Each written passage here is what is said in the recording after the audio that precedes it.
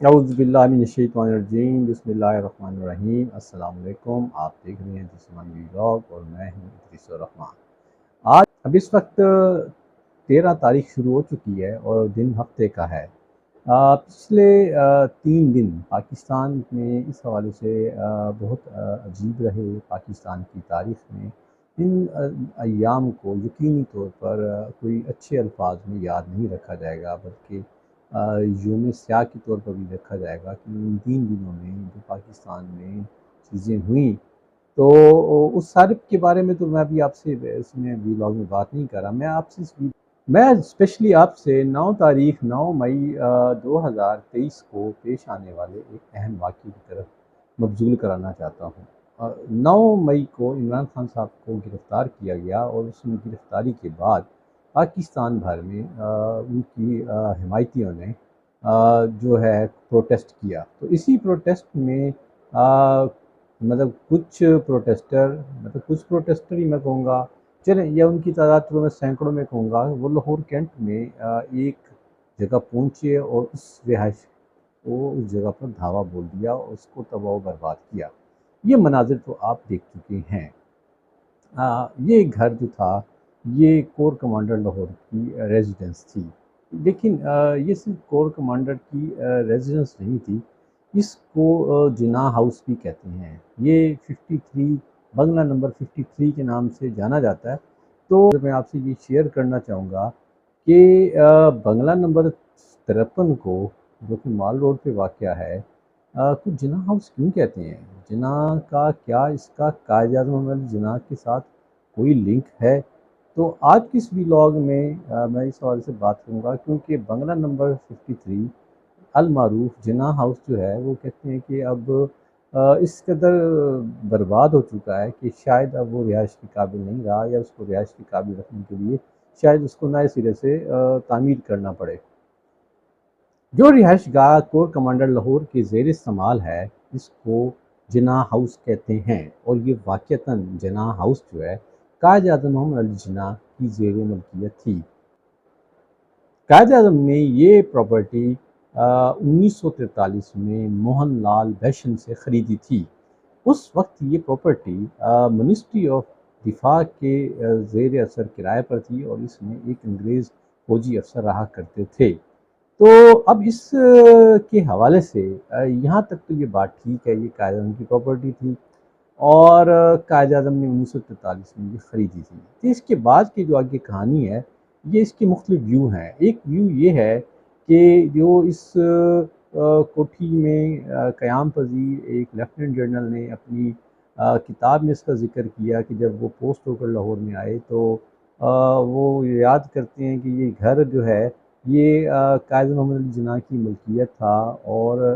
اس وقت یہ انگریز فوجی افسر کے زیر استعمال تھا، یعنی منسٹری آف ڈیفنس جو تھی اس وقت کی متحدہ ہندوستان کی، وہ انہوں نے اسے کرائے پہ لیا ہوا تھا۔ اور جب پاکستان بنا تو قائد اعظم محمد علی جناح نے اس گھر کو منسٹری آف دفاع کو جو ہے وہ تحفے میں دے دیا، اور اسی کنٹینیوٹی میں یہ گھر فوجی افسران کے استعمال میں رہا۔ اور بعد میں جب لاہور گریزم میں کور کا انعقاد آیا تو تب سے یہ کور کمانڈر لاہور کی رہائش گاہ کے طور پر مشہور ہے۔ یہ وہ ویو تھا جو ایک فوجی افسر اس گھر میں رہتے تھے اور انہوں نے اس کے حوالے سے پیش کیا۔ ایک دوسرا ویو یہ ہے کہ قائد اعظم نے بالکل یہ گھر خریدا تھا، موہن لال فیشن سے خریدا، اور یہ کرائے پہ بھی تھا، اور یہ 500 روپے ماہانہ کرائے پہ تھا۔ تو مطلب 1948 میں جب قائد محمد علی جناح کا انتقال ہوا تو یہ پراپرٹی ان کے نمائندے سید مراتب علی کے حوالے کر دی گئی تھی۔ جی ہاں، سید مراتب علی کا نام آپ نے یقینی طور پہ اگر سنا ہوگا، نہیں سنا تو یہ سید بابر علی کے والد ہیں، اور سید بابر علی کا اگر آپ نہیں جانتے تو پیکیجز کے جو چیف ایگزیکٹو کہیں یا جو مالک کہیں، یا جو پیکیجز مال ہے لاہور میں، یہ اس کے جو مالکان ہیں، یہ سید مراتب علی ان کے مطلب والد ہیں۔ 1948 تک یہ پراپرٹی جو تھی یہ برٹش آرمی کے زیر استعمال تھی۔ تو 1948 میں پاکستان آرمی نے اس رہائش کا کنٹرول دوبارہ سے سنبھال لیا، اور کہا جاتا ہے کہ یہ 500 روپے ماہانہ کرایہ پر یہ رہی اور تب سے یہ ملٹری کے زیر استعمال ہے۔ 2007 میں یہ انکشاف ہوا فیڈرل بورڈ آف ریونیو کو کچھ دستاویز کے ذریعے کہ قائد اعظم محمد علی جناح کی لاہور میں ایک پراپرٹی تھی جو کہ آرمی کے زیر استعمال آ رہی ہے، تو اس پہ یہ تھوڑا سا ڈسپیوٹ رہا اور کہا جاتا ہے کہ آرمی نے اس رہائش کو خالی کرنے سے انکار کر دیا، اور اس کے حوالے سے یہ ایک پلی بھی دی کہ اس رہائش کو پاکستان آرمی نے 3.5 لاکھ کے عوض فاطمہ جناح سے خرید لیا تھا۔ اب اس کے حوالے سے ایک اور ویو بھی ہے، یہ ویو اس حوالے سے ہے، یہ ویو انڈین سائڈ سے ہے کہ قائد محمد علی جناح کی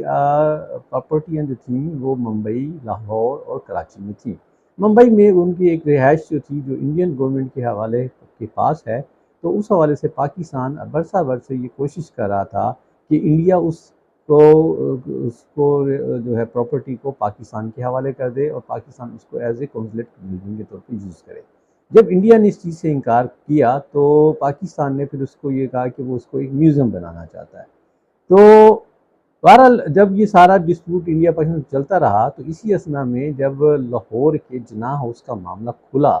تو انڈیا نے پھر اس بات کی پلی لی کہ جب پاکستان اپنے ایک زیر استعمال پراپرٹی کو قائد اعظم کے میوزیم بنانے کی بجائے ایک فوجی افسر کی رہائش کے لیے استعمال میں لا رہا ہے، تو اس کے پاس بھی جواز ہے کہ وہ بمبئی کے جناح ہاؤس کو پاکستان کے حوالے نہ کرے، بلکہ انہوں نے اس پہ بھی ایک میوزیم بنا دیا۔ تو یہ جناح ہاؤس جو کہ لاہور کینٹ میں ہے،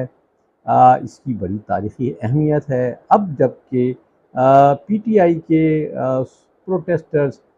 میں ہم یہ کہہ سکتے ہیں کہ پی ٹی آئی کے پروٹیسٹرز سے یا اس میں کچھ اور بھی عناصر شامل ہو گئے، کیونکہ جب موب ہوتی ہے تو موب میں کوئی سر پیر نہیں ہوتا، تو مطلب کچھ لوگ اس میں ایسے شامل ہو گئے جو تخریب کارانہ نل تھے اور انہوں نے اس کے رہائش کو جا کر نقصان پہنچایا اور اس میں سے چیزوں کو لوٹا اور اس کے ساتھ ساتھ اس کے سٹرکچر کو اس کو جلایا اور اس کے سٹرکچر کو ناقابل تلافی نقصان پہنچایا۔ تو بہرحال یہ واقعہ ایک واقعتاً حیران کن اور مطلب پریشان کن بھی ہے کہ لاہور کا کور کمانڈر کا گھر ایک بلوائیوں کے حملے سے محفوظ نہیں رہا تو پھر کون محفوظ رہے گا؟ یقینی طور پہ اب جب کہ معاملات سیٹل ہیں تو اس بات پہ دیکھنے کی ضرورت ہے، اس بات پہ تحقیق کرنے کی ضرورت ہے کہ آیا وہ جو حملہ ہوا وہ حملہ کرنے والے کون تھے، حملہ کرنے والوں کا مطلب لیڈر کون تھا، حملہ کرنے والوں کا